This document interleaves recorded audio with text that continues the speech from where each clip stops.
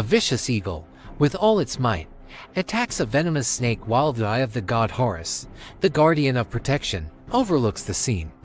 This is the emblem of the Egyptian general intelligence of Egypt's eyes that never sleep. The men drew their strength and resolve from this symbol since its founding in 1954. The Egyptian general intelligence has played an enormous role in the world of espionage, spy wars, and intelligence gathering. Regardless of the challenges, the Egyptian intelligence service has maintained a mighty and significant role during past decades and throughout our wars with the Zionist entity and greedy forces from all over the world. I want to tell you that the role of Egyptian intelligence is still being written, especially in these current and coming days. In the next 6 hours, as Trump and the government of the Zionist entity attempt to displace the Palestinians from their land and seize it, a tremendous force must be mobilized. If you want to know whether Egyptian intelligence is capable of countering this threat, you must watch today's video. No displacement of Palestinians from Gaza to Egypt. For us, that is a red line. Hello, you're now watching Cosmic Conquerors.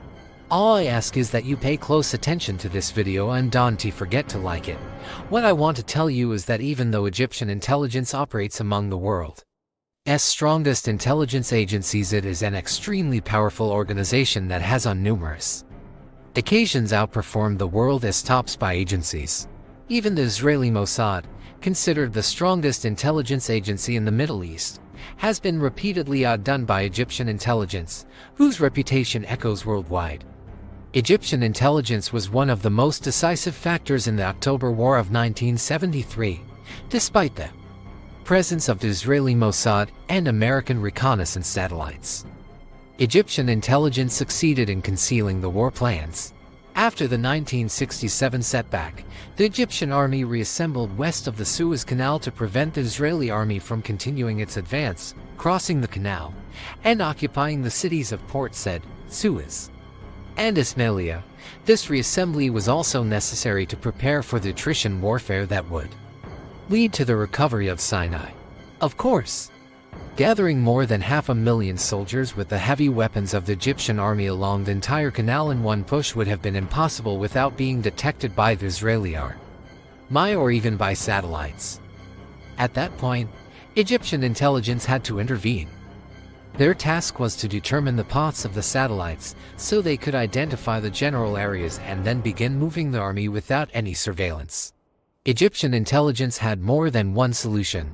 The first option was to recruit a spy from the American satellite agency to relay a map of satellite trajectories. However, this solution would have taken too long.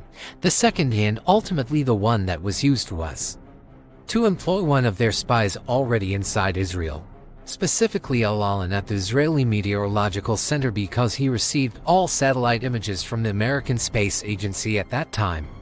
The Egyptian intelligence network was well entrenched in the heart of the Zionist entity, with Egyptian spies planted throughout Israel. In just 18 hours, Egyptian intelligence managed to identify an Israeli employee at the Meteorological Center. The weak link that was unexpected. One of the agents managed to recruit that employee, and daily satellite images began arriving at the laboratories of the Military Technical College for analysis. Using these images, the Egyptian forces were able to determine the satellites' paths and their general positions, and they devised a complete plan to move the army along the Suez Canal. The fighting continued between our brave Air Force and enemy forces that had penetrated our airspace at 8 o'clock that morning, at a time when both the Israeli Mossad and American intelligence assumed that the Egyptian army was immobilized and fearful. In fact, the Egyptian army was assembling more than 500,000 soldiers in preparation for war. If you thought the role of Egyptian intelligence ended there, let me tell you, it was only beginning. After the army reached the Suez Canal and approached the Bar-Lev line, another problem arose: how to store the heavy crossing equipment such as tanks, artillery, and pontoon bridges near the Suez Canal until needed, all without being seen by Israeli reconnaissance aircraft, especially since the only area between the Egyptian and Israeli armies was the Suez Canal and the Bar-Lev line. The army's movement could have been observed by the naked eye. At that point, Egyptian intelligence had to devise one of the cleverest deceptions in the history of espionage. Since Israeli reconnaissance would be able to spot the heavy weapons and equipment of the Egyptian army, it was better to have them reveal only what suited us. With the help of its intelligence apparatus, the Egyptian army began gathering scrap metal and decommissioned tanks from the 1967 war and distributed them along the Suez Canal. Later they covered these metals with torn Egyptian camouflage nets so they were visible to Israeli reconnaissance. They also used a ruse with fake tanks made of wood to convince the Israeli army that our numbers were far greater than they actually were. In reality, all of that was merely a deception. Egyptian intelligence intended for the Israelis to see those preparations as laughable so they wouldn't take the situation seriously and would not know what was really waiting for them. All the old metal pieces contained Egyptian tools and pontoon bridges that were to be used for the crossing. On October 6, 1973, the day when Egyptian armed forces managed to storm the formidable barrier of the Suez Canal and break through the impenetrable Bar-Lev line in 6 hours. The October War founded on one key element. The element of surprise proved its worth. It was vital that Egypt's general sectors be kept in strict secrecy. For example, hospitals that were to be equipped to receive injured Egyptian soldiers had to be emptied and properly furnished with beds and adequate equipment. Evacuating Egypt's major hospitals, which normally receive thousands of patients daily, would have raised suspicions worldwide and exposed our war readiness. That is why Egyptian intelligence was on hand. They even executed a ruse involving the notorious tetanus outbreak. They announced the spread of a tetanus virus in several hospitals so the press would report closures and sanitizations. In reality, those hospitals were simply being shut down to prepare for treating war casualties. The role of Egyptian intelligence was not limited solely to war preparations. They also managed to carry out several operations that directly harmed the Israeli army. One of the most famous of these operations was Operation Dredger in 1969, aimed at thwarting Israel's attempt to plunder Egypt's oil wealth with an Italian company called Eni. The hidden motive was to prove Israel's control over Egyptian resources following the 1967 defeat, compelling Egyptian intelligence to plan its destruction. However, this was problematic because Israel had coordinated with foreign countries, Italy, America, and Britain, to prevent Egypt from destroying the driller. Destroying it within Egyptian territory would have meant Egypt was acting against them, so the driller had to be destroyed outside Egyptian territory. Egyptian intelligence succeeded in tracking the driller's route. It was to be shipped from Canada across the Atlantic Ocean and along the coast near the Western African shoreline. They planned to destroy the driller in an operation codenamed Al-Hai. Don't be surprised by the name. At the outset, the mission was divided into 3 phases. The first phase involved a planning team. The second was for gathering intelligence, and the final phase was execution. Each phase was crucial to ensure the operation's success, requiring precision and absolute secrecy. The field commander of the operation was the Egyptian lion Mohammed Nassim.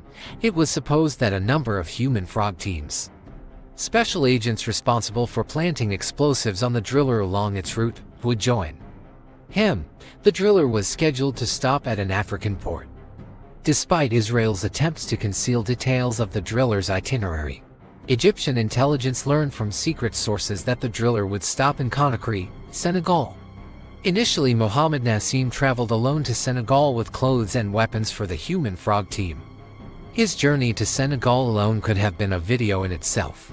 Once in Senegal, he scouted the exact location where the driller would dock and determined the best point for the frog agents to plant the explosives and how to carry out the operation, under the watch of the Israeli Mossad personnel assigned to guard the driller. After his reconnaissance, Nassim discovered that the driller was moored next to a French military base, which complicated the mission. Moreover, many members of the frog team were delayed in travel. Of the 16 urgently designated for the operation, only 4 arrived. Nevertheless, Officer Mohammed Nassim decided to proceed with just the 4 agents. At 1 o'clock in the morning, the team prepared to submerge in water to begin planting explosives on the driller's structure so that when the driller's alarm sounded, indicating it was about to resume its voyage across the ocean, they could strike. Although the operation failed, Nassim believed the failure ultimately worked in their favor because conditions in Conakry were not conducive to carrying out the mission. The Frog team eventually returned to Egypt while Nassim remained in Conakry for a while before returning to Cairo. I want to emphasize that the operation was extremely complex and required a massive amount of intelligence from Egyptian sources. The driller's route was long with stops at multiple African ports, whether it was Conakry in Guinea, Freetown in Sierra Leone, or Abidjan in Côte d'Ivoire. Egyptian intelligence had to study each of these sites meticulously and deploy agents in every country to gather information. After analyzing the data, the decision was made to carry out the mission in Abidjan, Côte d'Ivoire, although the port was at that time staffed by a delegation of American astronauts, and the American intelligence service was sure to be present. The surrounding forested areas provided an excellent hiding spot. They also exploited the presence of the American astronauts, knowing that security there would be solely focused on them. On March 6, 1970, the drill arrived in Abidjan at the same time as the American astronauts. Mohammed Nassim and his team, consisting of 3 members, First Lieutenant Hosni al-Sharaki, First Lieutenant Mahmoud Saad, and Corporal Ahmed el-Masri, along with the head of the Frog team, Major Khalifa Goda, were present. 4 additional agents were supposed to join them, but Nassim and Goda decided to seize the opportunity since they were not sure the driller would remain in Abidjan. The next day, the Egyptian human frog team descended from a wooded area and began approaching the driller, and later, after hearing the sounds of explosions and seeing the driller's fire illuminate the sky was sign of their mission as success, the operation came to an end. This was the conclusion of Operation Digger, or as Egyptian intelligence called it, Operation Al-Hayt, one of many successful operations that deceived the Mossad and the entire world, proving that we are a force not to be underestimated. Let's not forget Raphael Hagan, who for 17 years continuously fed Egypt information on Israel and Mossad. He was very close to top Israeli leaders such as Mir Shemesh, Golda Meir, and even Ben-Gurion. He managed to provide Egypt with timely warnings before the Six-Day War and even the 1967 war. I mention all this, though it is old information, to set the stage for what follows, because recently Egyptian intelligence has been embroiled in numerous conflicts to secure Egypt both internally and externally. For instance, during the Ethiopian crisis when Israel was supporting Ethiopia, Egyptian intelligence intervened by sending one of its strongest units to Somalia. At that time, Somalia was at war with Ethiopia, and once the Egyptian army arrived and secured Somalia, the Ethiopian forces withdrew. However, the real crisis facing the Egyptian army and intelligence today is the displacement issue. After Donald Trump succeeded in winning the American presidential elections, he immediately set in motion chaotic maneuvers diverging from his future plans that affect the whole world, not just America. We now focus on one subject, the displacement issue, particularly concerning Palestine and the Zionist entity. After a ceasefire was declared in Gaza, Israel resumed its childish moves and imposed outrageous conditions for a ceasefire while insisting on continuing the fight against the Palestinian resistance and Hamas. They even demanded that they be given sole responsibility for returning the Palestinians to the Gaza Strip, rejecting any United Nations or peacekeeping intervention. That is why Egypt and its intelligence had to intervene. At the outset, Egyptian intelligence mediated between Palestinian resistance factions such as Hamas and Islamic Jihad and the Zionist entity.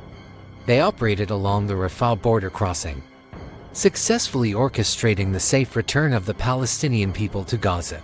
Egyptian intelligence played a crucial role in facilitating humanitarian and medical aid to the Palestinians in cooperation with international organizations. They also closely monitored all developments to prevent any threats from spilling over into Egyptian territory, especially in northern Sinai. With the ongoing Israeli blockade on Gaza, aided by Egyptian intelligence, Egypt used its influence to pressure Israel into easing the severity of the blockade. They also participated in international meetings aimed at finding a solution to the crisis. Then, things changed again after a meeting between Israeli Prime Minister Benjamin Netanyahu and American President Donald Trump. During that meeting, Trump declared Gaza a dangerous place to live and expressed his desire to develop it, describing it as potentially the Riviera of the Middle East. Of course, all this would be at the expense of the Palestinian people, the rightful owners of the land. Trump's plan was to displace and expel the people from their homeland so that the Zionist entity could seize it. With America also getting a share of control over Gaza, his statement sparked international controversy, especially as they violated the rights of the Palestinian people. Countries like Jordan and Egypt, who were asked by Trump to receive the displaced Palestinians, flatly rejected the plan, not because they were unwilling to host the Palestinians but because the Palestinian cause is a matter for all Arab and Muslim peoples. The Palestinian people have the right to live and develop their own homeland in the manner they choose. Despite Jordan and Egypt's unequivocal rejection of displacement, Trump remained hopeful about implementing his plan with his partner in colonization. He continued to pressure both countries and even, in several press conferences, claimed that he was sure Egypt and Jordan would eventually accept displacement. However, with continued Jordanian and Egyptian rejection, bolstered by support from major countries and statements from the French president announcing Trump's stance on the Palestinian people, as well as similar positions taken by European and Arab leaders, the whole world stands firmly with the Palestinian people in their right to remain in their own country. Even ordinary Americans have taken to the streets in protests against Trump's decisions. The American Arab Institute stated that if Trump truly cared about peace in the Middle East, he would support the Palestinian people's right to self-determination according to international law instead of forced displacement. Despite all the objections to Trump's desire to displace the Palestinians, he continued to press his plan to the extent of inviting President Abdel Fattah el-Sisi and King Abdullah of Jordan to an open meeting at the White House. Meanwhile, Israel began pressuring Egypt in cooperation with Ethiopia on various issues such as dams, water, and energy. However, this pressure did not work on Egypt, which steadfastly maintained its position and repeatedly denounced Trump and the Zionist entity, declaring its absolute rejection of any attempt to forcibly displace the Palestinian people.